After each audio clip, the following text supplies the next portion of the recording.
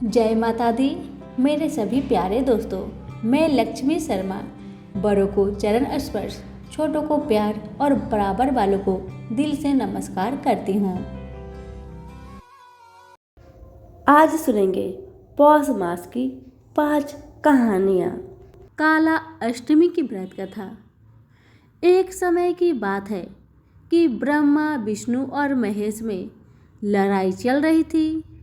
इस बात पर बहस बढ़ गई तो सभी देवताओं को बुलाकर बैठक की गई। सबसे यही पूछा गया कि श्रेष्ठ कौन है। सभी ने अपने अपने विचार व्यक्त किए और उत्तर खोजा, लेकिन उस बात का समर्थन शिवजी और विष्णु ने तो किया, परंतु ब्रह्मा जी ने शिवजी को अपशब्द कह दिए। इस बात पर शिवजी को क्रोध आ गया और शिवजी ने अपना अपमान समझा। शिवजी ने उस क्रोध में अपने रूप से भैरव को जन्म दिया। इस भैरव अवतार का वाहन काला कुत्ता है। इनके एक हाथ में छड़ी है। इस अवतार को महाकालेश्वर के नाम से भी जाना जाता है, इसलिए ही इन्हें दंडाधिपति भी कहा गया है। शिव जी के इस रूप को देखकर सभी देवता घबरा गए। भैरव ने क्रोध में ब्रह्मा जी के 5 मुखों में से एक मुख को काट दिया। तब से ब्रह्मा जी के पास 4 मुख ही है। इस प्रकार ब्रह्मा जी के सिर को काटने के कारण भैरव जी पर ब्रह्मा हत्या का पाप आ गया। ब्रह्मा जी ने भैरव बाबा से माफ़ी मांगी, तब जाकर शिवजी अपने असली रूप में आए। भैरव बाबा को उनके पापों के कारण दंड मिला, इसलिए भैरव को कई दिनों तक भिखारी की तरह रहना पड़ा। इस प्रकार कई वर्षों बाद वाराणसी में इनका दंड समाप्त होता है। इनका एक नाम दंडा पानी पड़ा था। यहीं पर हमारी काला अष्टमी की व्रत कथा समाप्त हुई। सभी प्रेम से बोले भैरव जी की जय हो। बुध प्रदोष की व्रत कथा। सूत जी बोले, अब मैं आप लोगों को बुधवार त्रयोदशी व्रत की कथा तथा विधि सुनाता हूँ। इस व्रत के दिन केवल एक ही समय भोजन करें, हरे वस्त्र पहने और हरी वस्तुओं का सेवन करें। प्रातः काल उठकर नित्य कर्म से निवृत्त हो। शंकर जी का पूजन धूप दीप बेल पत्र से करें। प्राचीन काल की कथा है, एक पुरुष का नया नया विवाह हुआ था। वह गौने के बाद दूसरी बार पत्नी को लाने के लिए अपनी ससुराल पहुंचा और उसने सास से कहा कि बुधवार के दिन ही पत्नी को लेकर अपने नगर जाएगा। उस पुरुष के सास ससुर ने साले सालिया ने उसको समझाया कि बुधवार को पत्नी को विदा कराकर ले जाना शुभ नहीं है, लेकिन वह पुरुष नहीं माना। विवश होकर सास ससुर को अपनी जमाता और पुत्री को भारी मन से विदा करना पड़ा। पति पत्नी बैलगाड़ी में चले जा रहे थे। एक नगर से बाहर निकलते ही पत्नी को प्यास लगी। पति लोटा लेकर पत्नी के लिए पानी लेने गया। जब वह पानी लेकर लौटा तो उसने देखा कि उसकी पत्नी किसी पराये पुरुष के लाए लोटे से पानी पीकर हंस हंस कर बात कर रही है। वह पराया पुरुष बिल्कुल इसी पुरुष के शक्ल सूरत जैसा ही था। यह देखकर वह पुरुष दूसरे अन्य पुरुष से क्रोध में आग बबूला होकर लड़ाई करने लगा।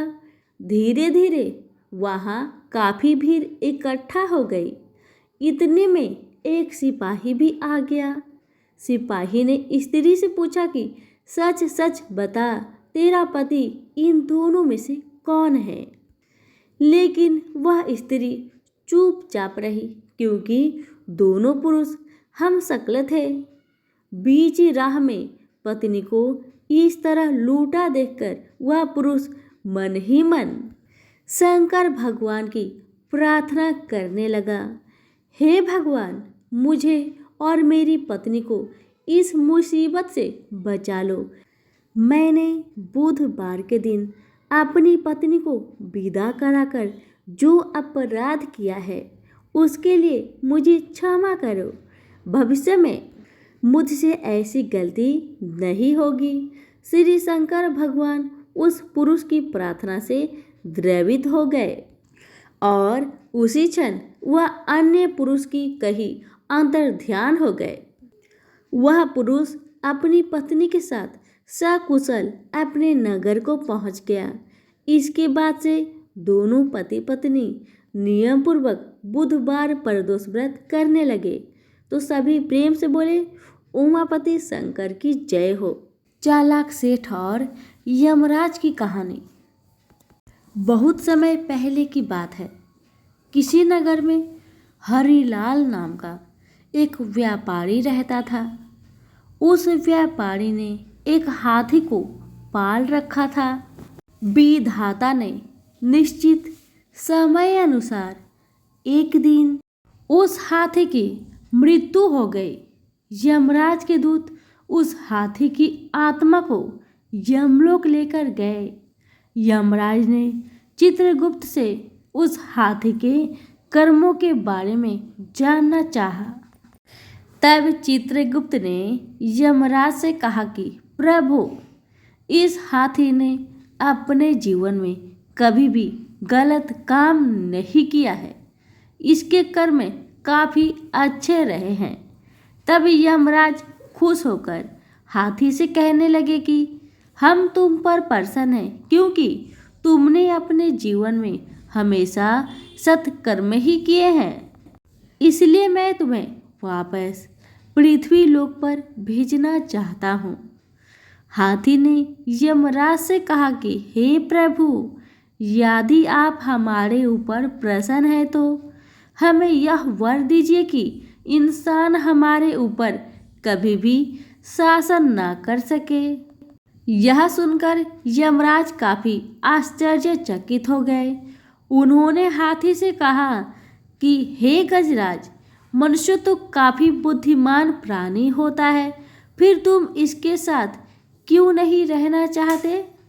तब हाथी ने यमराज से कहा कि हे प्रभु, मैं ये नहीं चाहता कि कोई मनुष्य हम पर शासन करे, क्योंकि मनुष्य के साथ रहना हमारे लिए काफी कठिन है। ऐसा मैं इसलिए कह रहा हूँ क्योंकि ये लोग काफी होशियार होते हैं। यमराज ने हाथी से कहा कि ठीक है, यदि तुम्हारी बात सही निकली तो तुम जैसा कहोगे हम वैसा ही करेंगे, और यदि तुम्हारी बात झूठी निकली तो जैसा हम कहेंगे तुम्हें वैसा ही करना होगा। हाथी ने कहा कि मुझे मंजूर है। तब यमराज ने यमदूतों से कहा कि जाओ और इसके मालिक को यमलोक लेकर आओ। 4 दूत उस हाथी के मालिक को लेने के लिए पृथ्वी लोक पर गए। जब हरिलाल सो गया तो चारों दूत ने चारपाई सहित उस हाथी के मालिक को लेकर यमलोक की तरफ बढ़ने लगे। हरिलाल की बीच में नींद खुल गई। उसने देखा कि मैं तो आकाश में हूँ और नीचे देखा तो जमीन ही गायब थी। तब हरिलाल ने यमदूतों से पूछा कि हमें कहाँ लेकर जा रहे हो? तब यमदूतों ने कहा कि हम आपको यमलोक यमराज के पास लेकर जा रहे हैं। तब हरिलाल ने कहा कि यमलोक तो लोग मृत्यु के बाद जाते हैं, मैं तो जिंदा हूँ। तब यमदूतों ने कहा कि आज यमलोक में जिंदा इंसान की जरूरत है, इसलिए हम तुम्हें यमलोक लेकर चल रहे हैं। हरिलाल काफी होशियार था। उसने काफी देर तक सोचा कि उसके दिमाग में अचानक एक आइडिया आया। उसके चारपाई पर ही बगल में कागज और कलम थी। उसने कागज कलम उठाया और एक सादे कागज पर उसने लिखा कि यमराज, इस मनुष्य को अपना सिंहासन सौंप देना, यह मेरा आदेश है। और उसने भगवान विष्णु का हस्ताक्षर भी कर दिया। यमदूत हरिलाल को लेकर यमलोक पहुंचे। वहां यमराज हरिलाल को देखकर काफी खुश हुए। हरिलाल ने यमराज को वह कागज थमा दिया, जिसे पढ़कर यमराज अपने सिंहासन से उठ खड़े हुए और हरिलाल को यमलोक का राजा बना दिया। हरिलाल का हाथी उसकी होशियारी देखकर काफी आश्चर्यचकित हुआ। अब यमलोक पर हरिलाल का शासन हो गया। हरिलाल ने चित्रगुप्त को आदेश किया कि जो भी लोग नर्क लोक में हैं उन्हें स्वर्ग लोक में भेजा जाए और नर्क लोक का द्वार हमेशा के लिए बंद कर दिया जाए। अब जो भी लोग मरने लगे वो सभी स्वर्ग लोक में जाने लगे। फिर यह बात भगवान विष्णु के पास पहुंच गई कि आखिर यमलोक का संतुलन क्यों बिगड़ रहा है। यह सोचकर भगवान विष्णु यमलोक पहुंच गए और देखा कि यमलोक के द्वार पर यमराज बैठे हुए थे। यह देखकर भगवान विष्णु ने यमराज से कहा कि यमराज, आप बाहर क्यों बैठे हुए हैं। तब यमराज ने भगवान विष्णु को हरिलाल द्वारा दी गई उस कागज को दिखाया, जिसमें लिखा हुआ था कि इस मनुष्य को यमलोक का सिंहासन सौंप दिया जाए और नीचे भगवान विष्णु का हस्ताक्षर भी था। यह देखकर भगवान विष्णु हंसने लगे और यमराज से कहा कि तुमने किसी जिंदा मनुष्य को यमलोक में बुला लिया है क्या। तब यमराज ने कहा कि हाँ प्रभु, मैंने एक जिंदा मनुष्य को धरती से यमलोक में बुलाया है। तब भगवान विष्णु यमराज के साथ हरिलाल के पास पहुंचे। हरिलाल भगवान विष्णु को देखकर सिंहासन से उठ खड़ा हुआ और भगवान विष्णु से बोला कि प्रभु, मेरी यही इच्छा थी कि मैं आपको अपने समक्ष बुला सकूं, इसलिए मैंने यह सब कुछ किया। हरिलाल की बात सुनकर भगवान विष्णु बहुत प्रसन्न हुए। यमराज ने हाथी से कहा कि हे गजराज, आप जीत गए और मैं हार गया। उसके बाद यमराज ने हरिलाल को वापस पृथ्वी लोक पर भेज दिया और उसके दिमाग से यह सारी बातें भुला दी। और यमराज ने गजराज को भी पृथ्वी लोक पर भेज दिया। सफला एकादशी की व्रत कथा। पौष मास की इस एकादशी को भगवान विष्णु के अच्युत रूप नारायण की पूजा की जाती है। पूजा में आप भगवान विष्णु की प्रतिमा का प्रयोग करें अथवा श्री कृष्ण जी के विग्रह का, इससे कोई अंतर नहीं पड़ेगा, क्योंकि दोनों ही एक रूप और साक्षात परम ब्रह्मा है। इस व्रत को करने से समस्त कार्यों में निसंदेह सफलता मिलती है और इसलिए इसका नाम सफला एकादशी है। अर्जुन बोले, हे भगवान, पौष मास के कृष्णा पक्ष की एकादशी का क्या नाम है।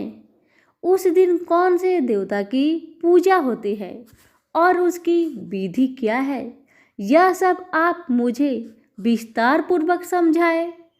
श्री कृष्ण भगवान बोले, हे अर्जुन, प्रेम के कारण मैं तुम्हारे प्रश्न का विस्तार सहित उत्तर देता हूँ। अब तुम इस एकादशी व्रत का महात्म्य सुनो। पौष मास के कृष्णा पक्ष की एकादशी का नाम सफला है। इस एकादशी के देवता नारायण है।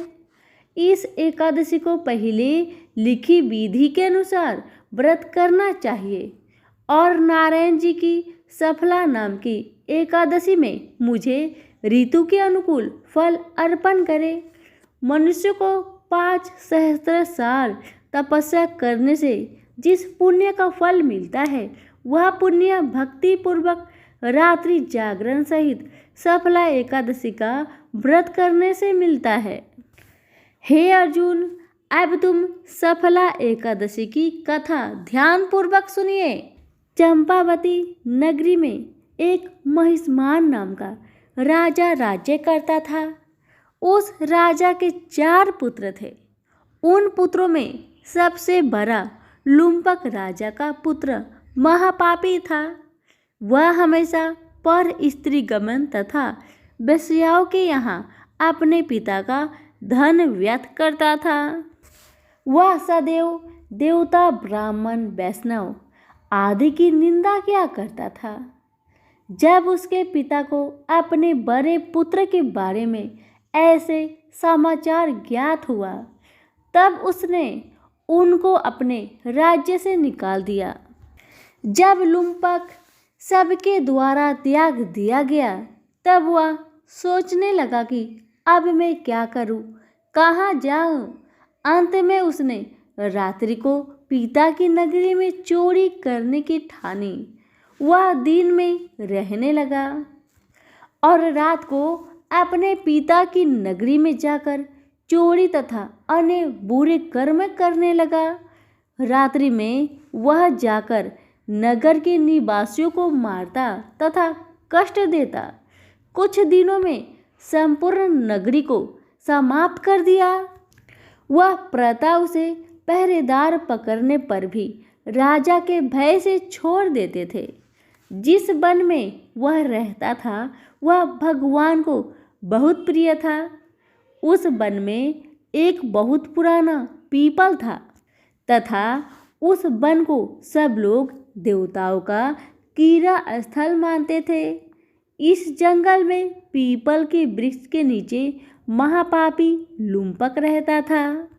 कुछ दिनों के बाद पौष माह के कृष्ण पक्ष की दशमी के दिन वह वस्त्रहीन होने के कारण शीत के मारे मूर्छित हो गया। शीत के कारण वह रात्रि को न सो सका और उसके हाथ पैर जकड़ गए।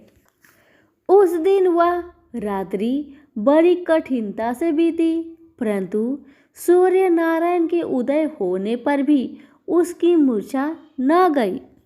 सफला एकादशी के मध्य तक वह दुराचारी मूर्छित ही पड़ा रहा। जब सूर्य की गर्मी से उसे कुछ गर्मी मिली तब उसे होश आया और अपने स्थान से उठकर गिरते पड़ते वन में भोजन की खोज में चल पड़ा। उस दिन वह जीवों को मारने में असमर्थ था, इसलिए जमीन पर गिरे हुए फलों को लेकर पीपल के वृक्ष के नीचे आया। तब तक सूर्य भगवान अस्ताचल को प्रस्थान कर गए। उसने उस फूलों को पीपल के जड़ के पास रख दिया और कहने लगा कि हे भगवान, इन फलों से आप ही तृप्त होवे। ऐसा कहकर वह रोने लगा और रात्रि को उसे नींद न आई। उस महापापी के इस व्रत तथा रात्रि जागरण से भगवान अत्यंत प्रसन्न हुए और उसके समस्त पाप नष्ट हो गए।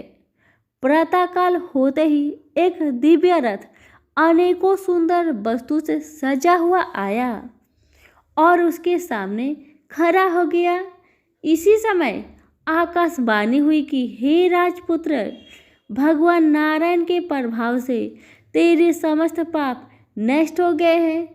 अब तू अपने पिता के पास जाकर राज्य प्राप्त कर। लुम्पक ने जब ऐसी आकाशवाणी सुनी तो वह अत्यंत प्रसन्न हुआ और कहा, हे भगवान, आपकी जय हो। ऐसा कहता हुआ सुंदर वस्त्र को धारण करने लगा और अपने पिता के पास गया। उसने संपूर्ण कथा कह सुनाई और पिता ने उसको अपना राज्य का भार सौंपकर वन का रास्ता लिया। अब लुम्पक शास्त्रानुसार राज्य करने लगा। उसकी स्त्री, पुत्र आदि भी नारायण के परम भक्त बन गए। वृद्धावस्था आने पर वह अपने पुत्र को गद्दी देकर भगवान का भजन करने के लिए वन में चला गया और अंत में परम पद को प्राप्त हुआ। तो सभी प्रेम से बोलिए विष्णु भगवान की जय हो। प्रभु श्री कृष्ण ने गोपियों के साथ बहुत सी लीला की है। श्री कृष्ण गोपियों की मटकी फोड़ते और माखन चुराते और गोपियाँ श्री कृष्ण का उल्हाना लेकर यशोदा मैया के पास जाती। ऐसा बहुत बार हुआ। एक बार की बात है कि यशोदा मैया प्रभु श्री कृष्ण को उल्हाने से तंग आ गई और छड़ी लेकर श्री कृष्ण की ओर दौड़ी। जब प्रभु ने अपनी मैया को क्रोध में देखा तो वह अपना बचाव करने के लिए भागने लगे। भागते भागते श्री कृष्ण एक कुम्हार के पास पहुँचे। कुम्हार तो अपने मिट्टी के घड़े बनाने में व्यस्त था, लेकिन जैसे ही कुम्हार ने श्री कृष्ण को देखा तो वह बहुत प्रसन्न हुआ। कुम्हार जानता था कि श्री कृष्ण साक्षात परमेश्वर है। तब प्रभु ने कुम्हार से कहा कि कुम्हार जी, आज मेरी मैया मुझ पर बहुत क्रोधित है। मैया छड़ी लेकर मेरे पीछे आ रही है। भैया मुझे कहीं और छुपा लो। तब कुम्हार ने श्री कृष्ण को एक बड़े से मटके के नीचे छिपा दिया। कुछ ही क्षणों में मैया यशोदा भी वहां आ गई और कुम्हार से पूछने लगी, क्यों रे कुम्हार, तूने मेरे कन्हैया को कहीं देखा है क्या? कुम्हार ने कह दिया, नहीं मैया, मैंने कन्हैया को नहीं देखा। श्री कृष्ण यह सब बातें बड़े से घड़े के नीचे छुपकर सुन रहे थे। मैया तो वहां से चली गई। अब प्रभु श्री कृष्ण कुम्हार से कहते हैं, कुम्हार जी, यदि मैया चली गई हो तो मुझे इस घड़े से बाहर निकालो। कुम्हार बोला, ऐसे नहीं प्रभु जी, पहले मुझे 84 लाख योनियों के बंधन से मुक्त करने का वचन दो। भगवान मुस्कुराए और कहा, ठीक है, मैं तुम्हें 84 लाख योनियों से मुक्त करने का वचन देता हूँ। अब तो मुझे बाहर निकाल दो। कुम्हार कहने लगा, मुझे अकेले नहीं प्रभु जी, मेरे परिवार के सभी लोगों को भी 84 लाख योनियों के बंधन से मुक्त करने का वचन दो, तभी मैं आपको इस घरे से बाहर निकालूंगा। प्रभु जी कहते हैं, चलो ठीक है, उनको भी 84 लाख योनियों के बंधन से मुक्त होने का मैं वचन देता हूँ। अब तो मुझे घरे से बाहर निकाल दो। अब कुम्हार कहता है, बस प्रभु जी, एक विनती और है, उसे भी पूरा करने का वचन दे दो तो मैं आपको घरे से बाहर निकाल दूंगा। भगवान बोले, वो भी बता दे, क्या कहना चाहते हो? कुम्हार कहने लगा, प्रभु जी, जिस घरे के नीचे आप छुपे हो उसकी मिट्टी मेरे बैलों के ऊपर लाद के लाई गई है। मेरे इन बैलों को भी 84 के बंधन से मुक्त करने का वचन दो। भगवान ने कुम्हार के प्रेम पर प्रसन्न होकर उन बैलों को भी 84 के बंधन से मुक्त होने का वचन दिया। प्रभु बोले, अब तो तुम्हारी सब इच्छा पूरी हो गई है, अब तो मुझे घर से बाहर निकाल दो। तब कुम्हार कहता है, अभी नहीं भगवान, बस एक अंतिम इच्छा और है, उसे भी पूरा कर दीजिए। और वह यह है कि जो भी प्राणी हम दोनों के बीच के इस संवाद को सुनेगा, उसे भी आप 84 लाख योनियों के बंधन से मुक्त करोगे। बस यही वचन दे दो तो मैं आपको इस घरे से बाहर निकाल दूंगा।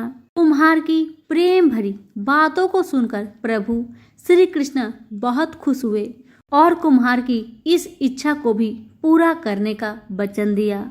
फिर कुम्हार ने बाल श्री कृष्ण को घरे से बाहर निकाल दिया, उनके चरणों में साष्टांग प्रणाम किया, प्रभु जी के चरण धोए और चनरा मिट लिया। अपनी पूरी झोपड़ी में चनरा मिट का छिड़काव किया और प्रभु जी के गले लगकर इतना रोए कि प्रभु में ही विलीन हो गए। जरा सोचे, जो बाल श्री कृष्ण 7 कोस लंबे चौड़े गोवर्धन पर्वत को अपनी इक्वनी उंगली पर उठा सकते हैं, तो क्या वो घड़ा उठा नहीं सकते थे? लेकिन बिना प्रेम रिझे नहीं नटवर नंद किशोर। कोई कितने भी यज्ञ करे, अनुष्ठान करे, कितना भी दान करे, चाहे कितनी भी भक्ति करे, लेकिन जब तक मन में प्राणी मात्र के लिए प्रेम नहीं होगा, प्रभु जी कृष्ण मिल नहीं सकते। सभी प्रेम से बोलिए श्री कृष्ण भगवान की जय हो। कथा यहीं पर समाप्त हुई। धन्यवाद।